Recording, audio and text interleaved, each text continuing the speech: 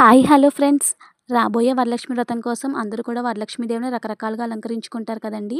నేనైతే ఇక్కడ కాయిన్స్తో కలువ పూలో ఉన్న వరలక్ష్మీదేవిని అలంకరించుకుంటున్నానండి. అది ఎలా అంటే ముందుగా కాయిన్స్ని తీసుకొని వాటర్తో కడిగి ఏదైనా క్లాత్ మీద వేసి డ్రై చేసుకోవాలండి.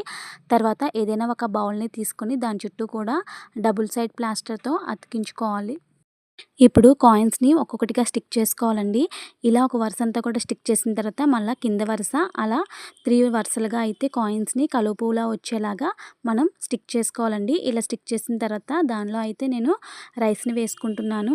ఇప్పుడు ఏదైనా ఒక ప్లేట్ తీసుకొని దానిలో తమలపాకుల్ని ఉంచి దానిపైన పీఠాన్ని అయితే పెట్టుకొని పీఠం పైన కాయిన్స్తో అలంకరించుకున్న బౌల్ని అయితే ఉంచి దానిపైన వరలక్ష్మీదేవి విగ్రహాన్ని అయితే పెట్టుకున్నానండి. ఇప్పుడు దీన్ని ఫ్లవర్స్తో అయితే అలంకరించుకున్నాను. ఈ విధంగా చూడటానికి అయితే బాగుంది కదండి. మీకు కూడా నచ్చిందా? అయితే నా వీడియోని లైక్ చేసి షేర్ చేయండి. అలాగే నా ఛానల్ని సబ్స్క్రైబ్ చేసుకోండి. మరిన్ని మంచి వీడియోస్ కోసం నా ఛానల్ని ఫాలో అవ్వండి. Bye bye.